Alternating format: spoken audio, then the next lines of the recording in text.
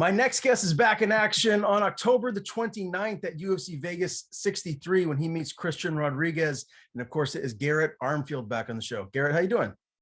Hey, I'm doing great, man. How are you today? I'm fantastic. Happy to have you back on. I know we did speak after your UFC debut. We already dove into that and talked about the outcome of that. I just want to ask, what life has been like for you since. I have to imagine just the grind and staying ready in training. Yeah, say probably like the only thing that changes that my training partners probably come at me harder than they did before. That was like something I noticed that was like massively different. Because like whenever you get like signed to the UFC now, all the people that are trying to get to the UFC now they're like, oh, now I gotta test myself against this guy to see if I'm ready. And so yeah, it's been fun. And a lot of new guys have been coming to the gym as well, especially since we rebranded and opened up as Clip FC. A lot of great fighters from all over the world, like a bunch of fighters from Poland, like KSW champ, Cage Warriors champ. All these guys have came over to Clip and really helped me out with this camp, kind of give me like different looks.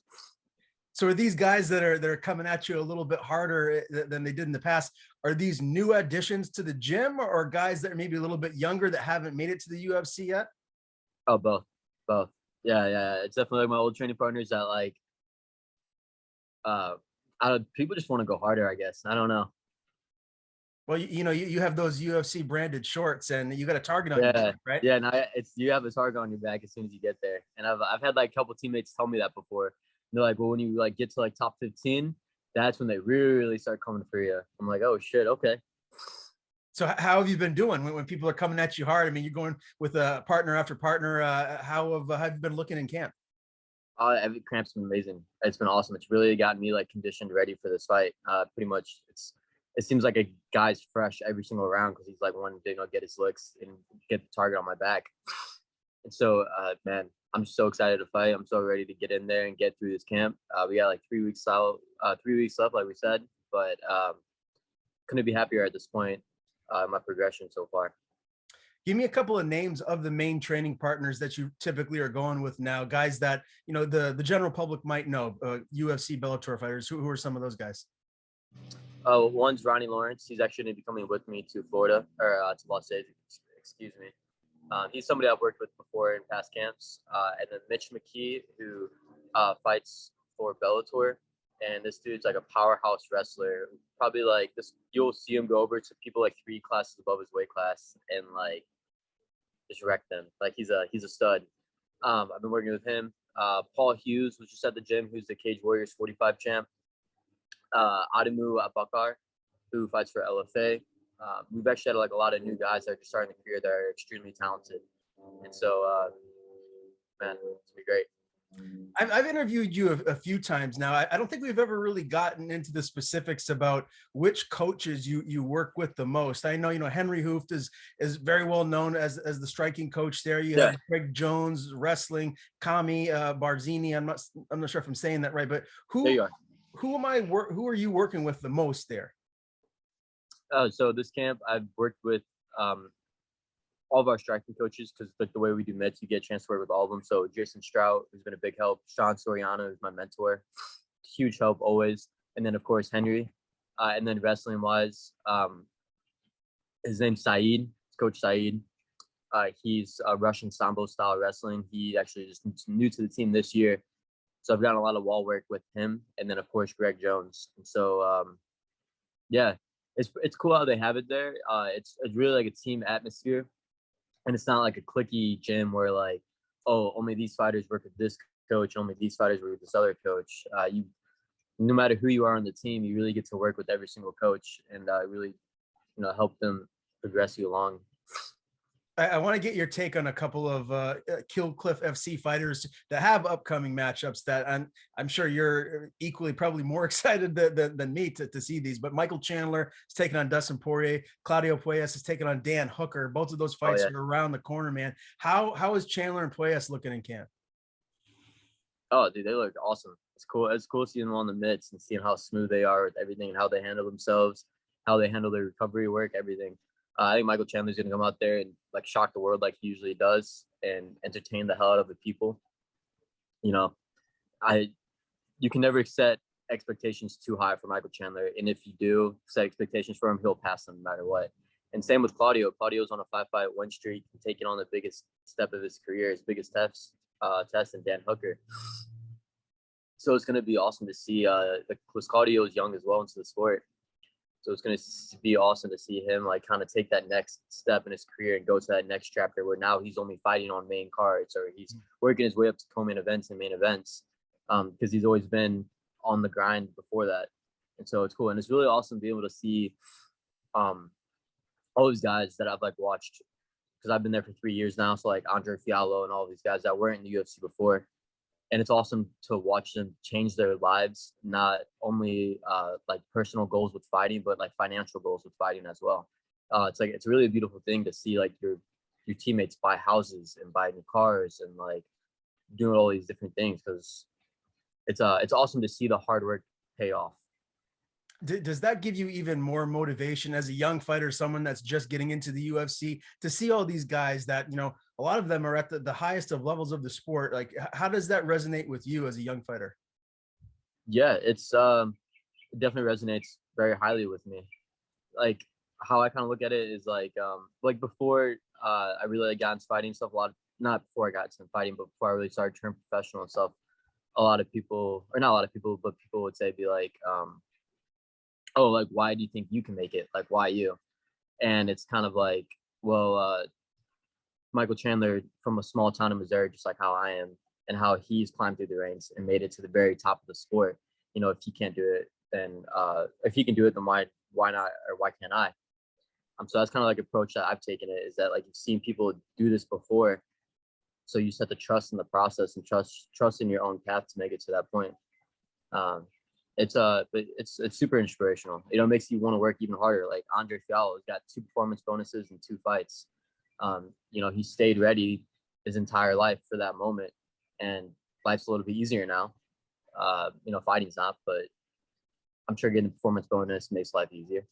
But yeah, it's really inspirational, you know, because now it's like, oh, I'm gonna do that now. Like now it's my turn to go out there and get that 50K.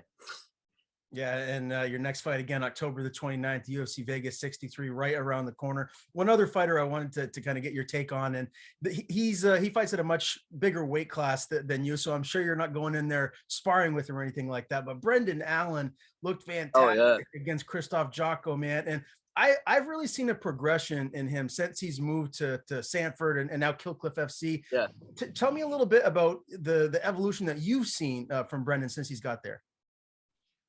Oh, Brendan's just a class clown, honestly. Like, I don't know if you ever gotten the chance to talk to him.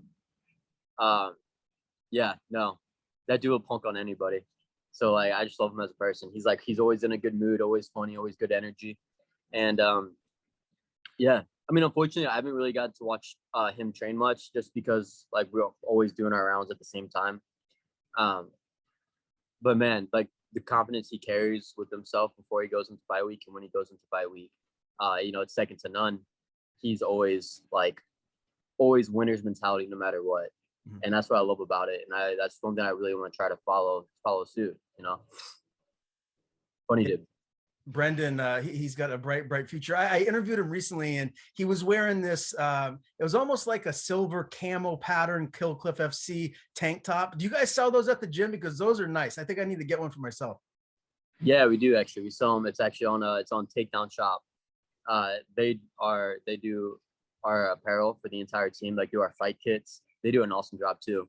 But I can send you the link, but just Takedown Fight Shop, you just Google it, and they have a Killcliff FC like partnership section where you can click on it and has all of our apparel as well as with all the fighters kits that they've had. Like whenever you go fight Bellator or a promotion that doesn't have a specific uniform, they'll customize it and make your own get up. So those are on that website too. Yeah, cool. They're very clean, man. So I'm gonna have to hop on there and check out what's on the store to purchase. Let's transition to your upcoming fight again, UFC Vegas 63. Christian Rodriguez.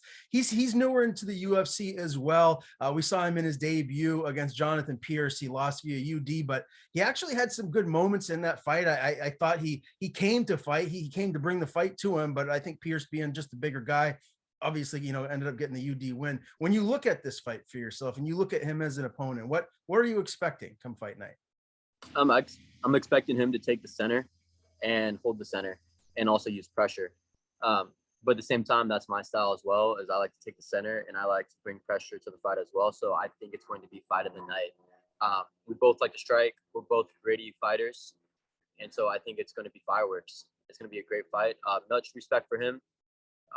And yeah, he did look good in his debut. You can obviously tell that the weight did make a difference.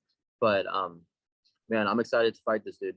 No matter what part of the fight, ground, stand up, all of it, it's gonna be a banger, and I'm hoping he's ready to throw down as much as I am. Did you learn anything from his fight with JSP? Like any holes in his game that you feel like you might be able to exploit?